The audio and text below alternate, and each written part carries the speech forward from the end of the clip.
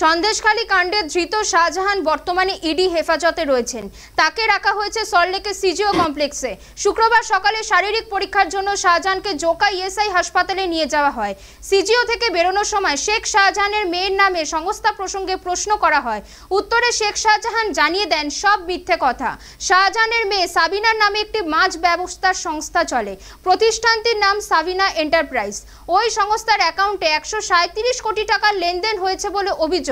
কালো টাকা সাদা করার মাধ্যম হিসেবে এই সংস্থাটিকে ব্যবহার করতেন তিনি বলে অভিযোগ। শুক্রবার সেসব অভিযোগ উড়িয়ে দিয়েছেন ধৃত উত্তর 24 পরগনা জেলা পরিষদের মৎস্য কর্মাধ্যক্ষ তথা তৃণমূল নেতা শেখ শাহজাহান।